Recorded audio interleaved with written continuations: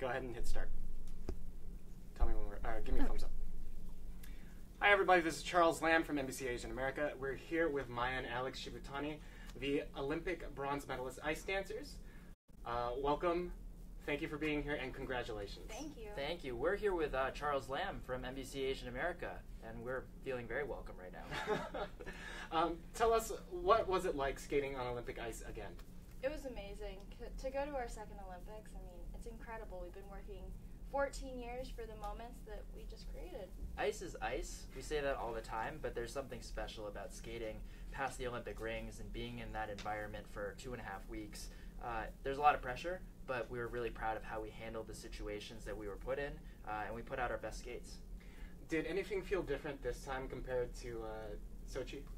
We had a lot more confidence, but then also this time around we competed 4 times. So that was a new challenge, but I'm so proud of how we did each time. In Sochi, we only competed twice, and it being our first time skating at the Olympics, there was a lot of sort of excess energy that we had to figure out how to deal with. But you know, here coming into Korea, we had a very specific goal. We wanted to be on the podium 2 times. We wanted to help our team win a medal in the team event. We were very proud to do that together with our teammates, but then also in the individual event, we knew we had the opportunity to be one of the best teams in the world, and just very proud that we were able to accomplish both of those things. Now, after your 2016 win at Nationals, we spoke to you and you told us that you were looking to carve out a piece of history. Did I say carve? I don't know. That was a long time ago. Okay. So as the first ice dancers of Asian descent from any country to medal, how does it feel to have that piece of history for yourselves? It's a huge honor. It's something that we've been kind of aware of, or that has been brought to our attention since kind of the beginning of our skating career. We didn't have role models in ice dance that looked like us growing up, and so we were inspired by great American ice dance teams and teams that we admired from other countries. But as we started to progress through the ranks, we realized more and more that we were having an impact on young skaters around the world of Asian descent and otherwise. And so when we won our first world medal in 2011, that was the first time a team of Asian descent had placed in the top 10 in our event. So we were aware heading into the games that we had the opportunity to make history, but it hasn't been without its struggles. Being the first in anything takes a lot of extra work because you have to prove, I think maybe even more so, your ability and your talent to be recognized, and we're just happy to represent, you know, whatever community supports us. Did you feel like you almost had to work twice as hard? Literally twice. Twice as hard. I don't know. That's why you got 2 pairs of medals. Yeah, no, I mean, we don't focus so much on that. It's something that we're very proud of accomplishing, but when you're in the grind, I think that we have to stay focused on literally what we're doing on the ice. Pushing ourselves to be our very best. That's always been our big goal, and just following that has served us really well. Now, family is obviously very important to you two, and I believe it was before the Korea Games you uploaded a short video to your YouTube channel about your mom. Could you tell us a little bit about how she's inspired your passion in skating, any lessons she's giving you that has stuck with you in the ups and downs of the sport? Yeah, so we put together this video. It's on our YouTube channel, and it took us a while to actually finish it. It was something that we wanted to do as kind of a thank you to her. She's been so supportive. I think the crazy thing is that she didn't inspire our love of skating. It was something that Maia found on her own. You wanted to skate from the first time that you...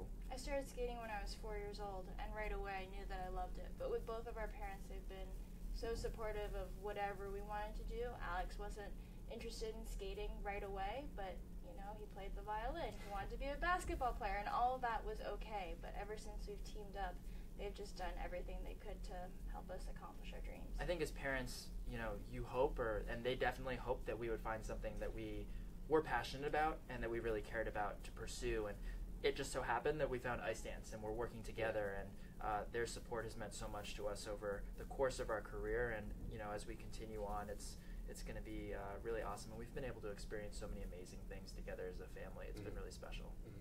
Let's talk a little bit more about the things you've experienced and will experience.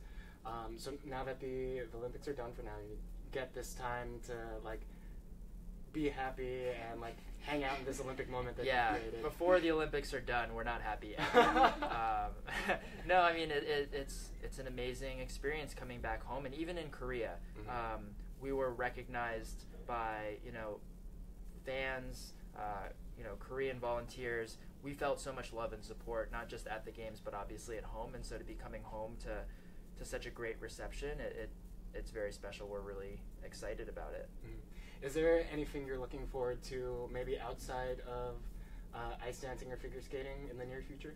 Well, what's been amazing for us is that we feel like we've had support from all around the world. So we're going to have some opportunities to travel and really just enjoy this moment, but then also reconnect with a lot of the people that have been helping us along the way. Yeah, and I think that, in this period of time, we've kind of developed a really supportive new fan base, people who just discovered us during the Olympics. And obviously when we're training for the Olympics, there's a lot of attention and focus that has to go into just being prepared for what we have to do on the ice. But we do have other interests, surprisingly, outside of just skating. I think it's what makes us well-rounded people, and it actually is what makes us good skaters and athletes. We sort of take our interests and draw them back into our sport.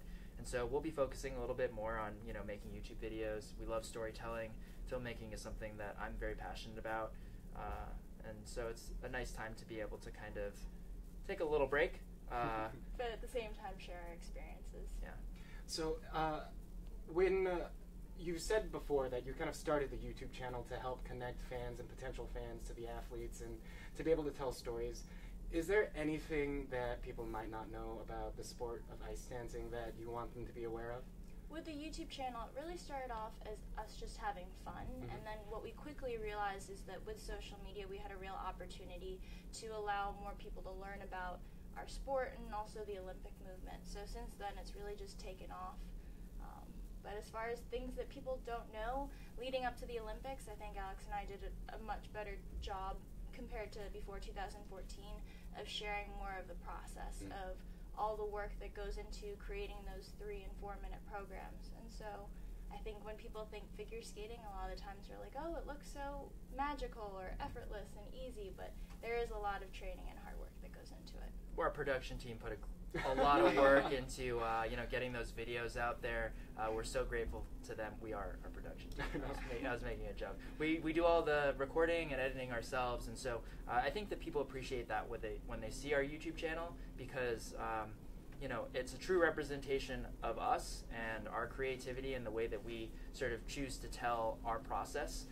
And Maia's right, it takes so many hours, and we have that documented on some of the videos on our channel, so if people are interested, they can check those out. I've read that you even mix the music that you skate to sometimes, right? How did you get into that, and how do you decide what kind of music you want to skate to, and this is how I'm going to mash up the song? Okay, how much time do we have?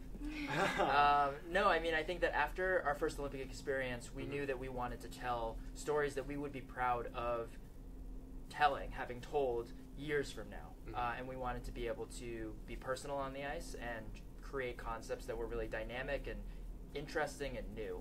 To people that are fans of the sport or people that have never even seen skating before. So we've had the opportunity to work with a lot of tremendous talents in the worlds of dance, choreography, and music. I want to give a special shout out to Ryanime, who's a member of Quest Crew, really dynamic, very successful, awesome group of Asian American dancers that have had a lot of success on shows like America's Best Dance Crew.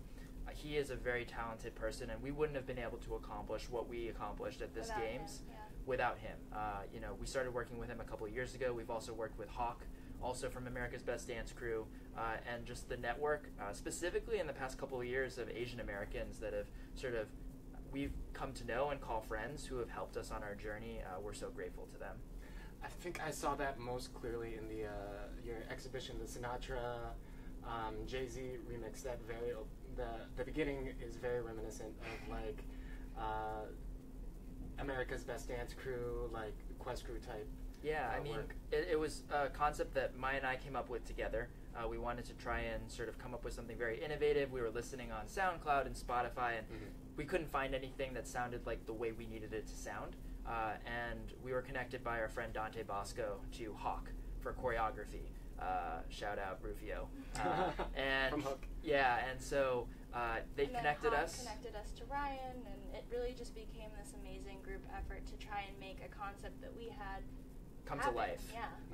And Hawk helped us with the choreography for that routine, and having grown up watching America's Best Dance Crew and watching Quest Crew, that was part of the inspiration for what allowed us to kind of conceptualize something that seemed so big different and hard to accomplish, but we were able to make it work.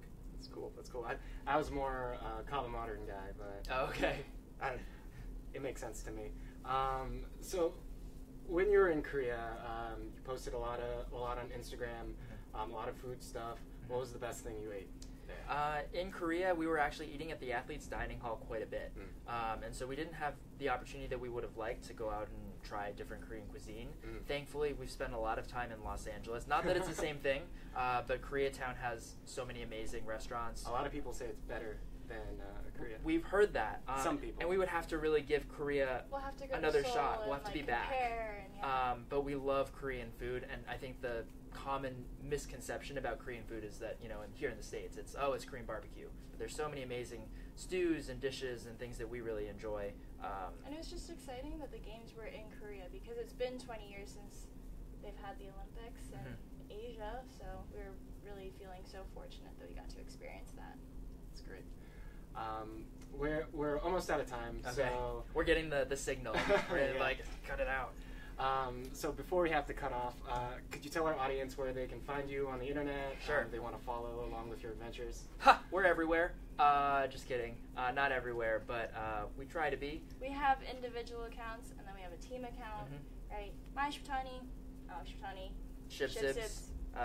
Shibsibs was a nickname that was kind of bestowed upon us by our fans years and years ago, and we kind of ran with it. So we have our Shibsibs Facebook page, our Shibsibs YouTube channel, our Shibsibs Instagram account, Twitter. And then individual. Right? Yeah, but I think the best way to keep up with us is on our individual accounts. Find us there, and we're getting to do a lot of cool stuff right now. So we'll be posting a lot, and hope Check you guys us enjoy. out. Yeah. Thank you for being here. Yeah, thank you. Thanks everyone out there for joining us. Hope you have a good time in New York and in the near future and the far future. Thank you so much. We appreciate it.